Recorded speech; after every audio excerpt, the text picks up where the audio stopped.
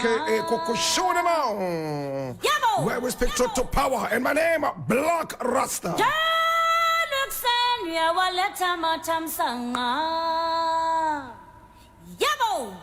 Now here we don't criticize, but if we must criticize, we'll only criticize on one condition: to build and not to destroy. That is why we say we are in the service of God and country. This is the voice of the people, and the voice of the people is the voice of God. This is from the newsreel, which we always keep real.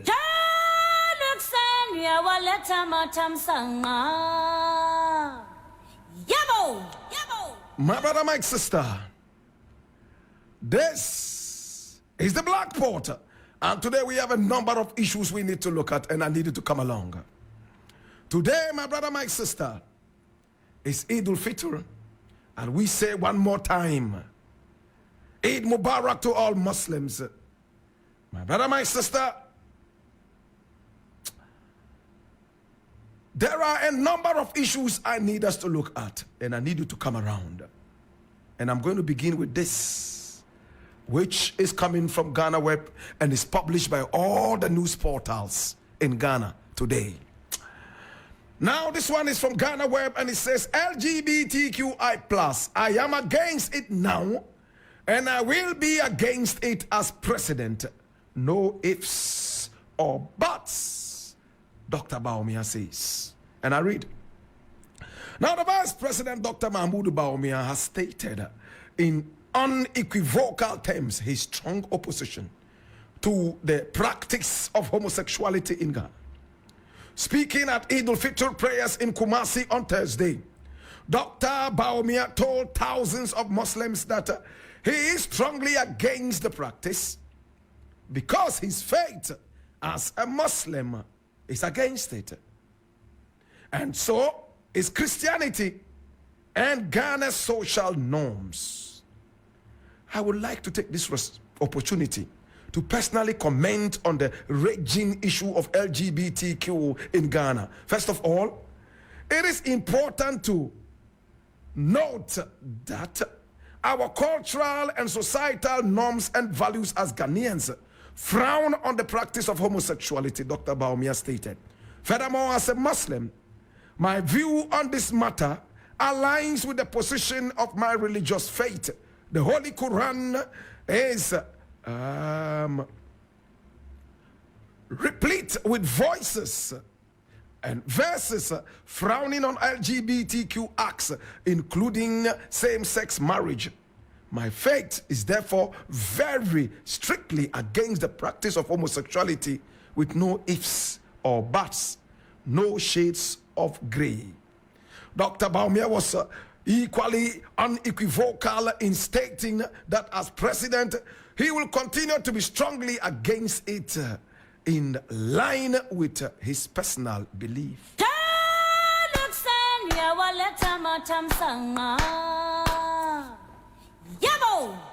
Now, first and foremost, I am glad that Dr. Bawumia came out and made his position known and very clear. My brother, my sister. But, my brother, my sister, we cannot be fooled again. We saw a president who went to the Wailing Wall in Jerusalem, covered his bald head with a Jewish cap. Under the hot Israeli sun, he prayed to God to make him president and that he will build him a cathedral. Up till now, that cathedral is a big hole that is full of mosquitoes biting people in the area and giving them unprecedented malaria. My brother, my sister, we cannot be fooled again. Let us read between the lines. Now, the finance minister is also a Muslim.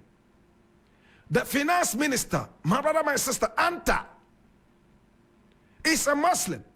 And many people even regard him more a Muslim than the vice president. My brother, my sister, only 3 weeks ago, he made it clear that the president should never ever sign the so-called proper family and sexual rights and blah, blah, blah bill in parliament. aka the anti-LGBTQI plus bill. A Muslim. My brother, my sister, today if this hypocrite becomes a flag bearer for his party, the same Anta is going to be speaking the same language that Bawumia is speaking right now. My religion is against it, and I don't like it, and as president I will continue to fight it. My brother, all we need is a test of time. When the dollars are staring at you in your face, the nation is under pressure for you to deliver. You will throw the Quran away. You will throw your Bible away. You will throw all your beliefs away like this hypocritical president has done. Whoever believed that the Bible reading and Bible quoting Mr. President Nana Akufo-Addo will one day hesitate in saying no to homosexuality in Ghana after he was promised some big check by Kamala Harris, all of a sudden the crying at the Wailing Wall means nothing to him. The building of a cathedral means nothing to him. All he wants is the big fat check from the American people, and everything is everything. I am fed up with these dirty hypocrites. Today, they will tell you their religion is against it. They will tell you, oh, the culture is against it. But my brother, it's all dirty politics. Anta, your finance minister right now, is a Muslim. He goes around quoting the Quran. He goes around, my brother, my sister, quoting verses from the Quran to authenticate his Muslim status. But 3 weeks ago, he made it unequivocally clear that Mr. President should never ever sign that bill to bar homosexuals from acting in this country. He made it clear. What did he say? He said, Mr. President, please don't sign it. As if to say, it doesn't matter what the Quran says. It doesn't matter what the Bible says. It doesn't matter what the cultural whatever underpinnings and undertones are. The most important thing and the supreme thing is the dollar. Do you trust these people? Remember, I am not saying that the bill should be signed or it should not be signed. I am just looking at their arguments. Hypocrites as they are. My brother, my sister, they don't respect the Quran. Neither do they respect the Bible.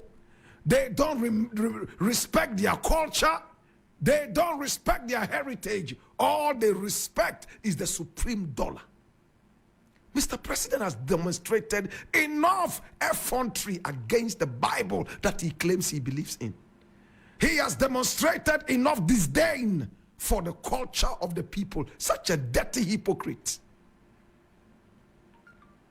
My brother, I sit back here and I look at some of these things and I just laugh because all these people are not truthful to themselves. All they do is in the open, they will come around and tell you what you want to hear. But in darkness, in the shroud of darkness, they do what they actually love, and that is to practice vices. Bawumia, nobody cares whether you will support homosexuality or not. But it is clear that Ghanaians know that you are a bigger hypocrite than Mohamed Amin Anta, a bigger hypocrite than Nana Akufo-Addo, your master and driver, and you as the mate. We don't care what you believe in.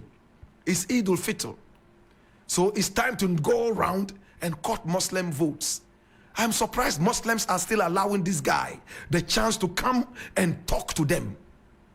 I am surprised Christians are allowing this guy to still come and talk to them. What is he going to tell you? That is not a lie. What is Bawumia going to tell you? That is going to make sense. You see, I grab a soil for no pa. Vice President, I'll see you know a mate, no. That man no be real Vice President. Dear man no be to my mama.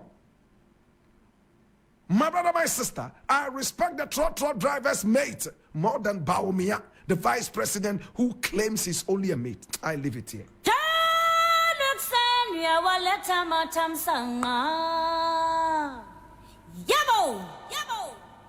Next thing I want to look at, and I need you to come along, my brother, my sister. It's another interesting thing. Hey. And I'm reading this from treenews.com. It says, cocoa farms under siege in Echima, Nwabieja South, livelihoods under threat. And I read, 169 hectares of rehabilitated cocoa farms in 5 constituencies and communities within the Nkawie Cocoa district of Ashanti region has come under attack by foreign-owned mining firm. A foreign-owned mining firm. Now, the company's gold exploration and development activities are currently underway in the cocoa-producing communities.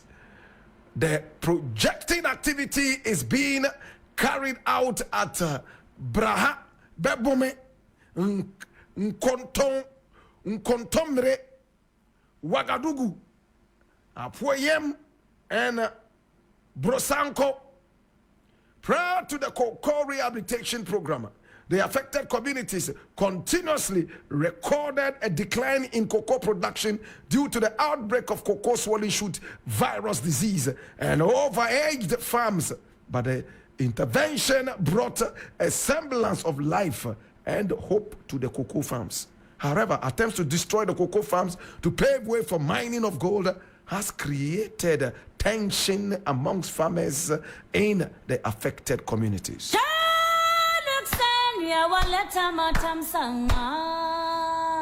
Okay. So it's very simple. Cocoa farms, people have harvested cocoa, and it came to a time they were faced with 2 challenges: swollen shoot virus disease, destroying the cocoa farms, and 2, a lot of the farms were overaged. Now there was a rehabilitation project that revamped the farms and gave the farms a new life again. Now the farms are beginning to produce well and good. All of a sudden, the biggest challenge to face it yet has also arrived. What is that? A foreign-owned mining firm has come to say that this has been given to us to come and mine. Therefore, we are destroying all the cocoa trees, and your farms will no longer be called farms. We are going to call that a mining site. My brother, my sister, how did the people acquire the land? The cocoa farms, did they legally get that? Were they compensated?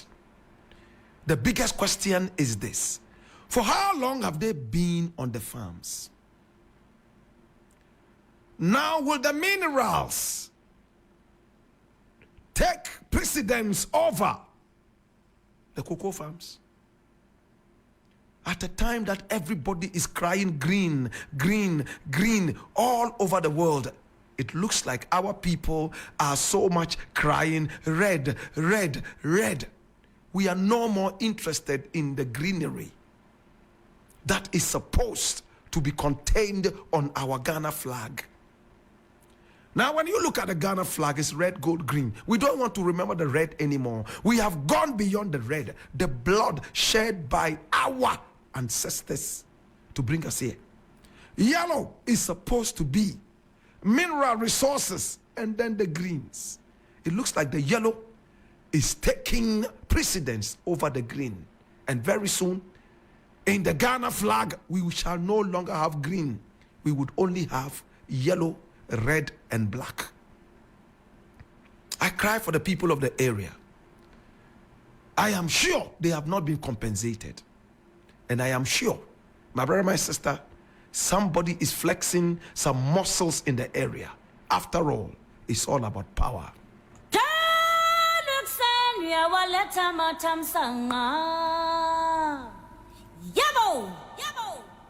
Now, my brother, my sister, it is interesting times, and I need us to come again and look at this. Oh my God. Things are happening in our country. And there is something here that I need to read to you, and I'm taking that from Peace FM Online. It says, tell Bawumia to eliminate the e-levy and other taxes now. And that is Mahama telling Guta. Now, the flag bearer of the National Democratic Congress, NDC, John Dramani Mahama, has urged the Ghana Union of Teachers Traders Association, Guta, to press Vice President Dr. Mahmoud Bawumia to eliminate certain nuisance taxes introduced by the current government. Leader and flag bearer of the New Patriotic Party, Dr. Mahmoud Bawumia, as part of his vision for his next government, promised to abolish the numerous taxes introduced by the government.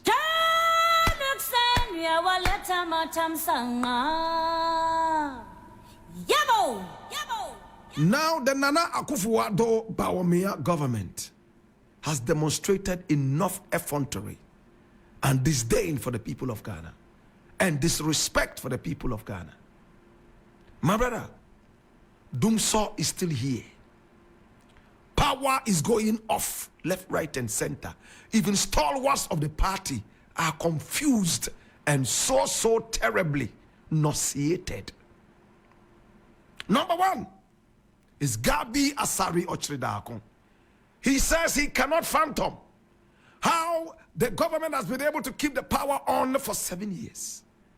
But only 1 year more to elections, the government has decided to let down the guard. Another man who has shown a lot of confusion is Carlos Ahinkra, another stalwart of the party and an MP and a former deputy minister. And what did he say? He said only 6 months to the elections. I can't understand why the power cannot be kept on. Now the answer is not far-fetched. As we have said time and again, they are keeping all the resources for their campaign. If they put all the resources into giving you power, when they come to you during the elections, you will still ask them to give you money. Already money has started going around. People are being bribed left, right, and center. Journalists who are so vocal are being bribed so that they will let down their guard and start doing praise singing. May God save our nation. We do not have the prophets anymore. We do not have the saints anymore. We do not have the radicals anymore. All we have are the weaklings. All we have are the sellouts. My brother, what else can I say? What else can I do? If Bawumia says he will take off the e-levy, what stops him from doing it now? Is it because of the driver? He's only a mate, isn't it? What are the other taxes dancing on our pockets for? Can he take them out? Or he has to be president first? My brother, it is sad where our country is going. And we will continue speaking truth to power, no matter what. We shall remain this steadfast to our country's movement. I leave it here.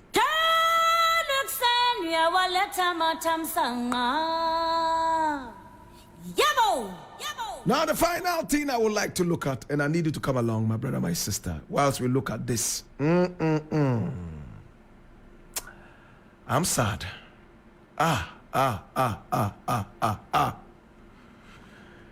This one is from my Joy Online, and it says, we have been investigating Scholarship Secretariat since July 2023.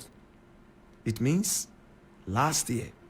And who is speaking is the Special Prosecutor, Kisie Jabing. I read. Now, the Office of the Special Prosecutor, OSP, has revealed that it had been investigating the Ghana Scholarship Secretariat since July last year. According to the OSP, the Secretariat is one of the institutions it is actively investigating for corruption and corruption-related activities. Now, the Office of the Special Prosecutor commenced investigations into suspected corruption and corruption-related offenses at the Ghana Scholarship Secretariat's circa July 2023. The investigation is active and ongoing, the OSP said. I leave it here.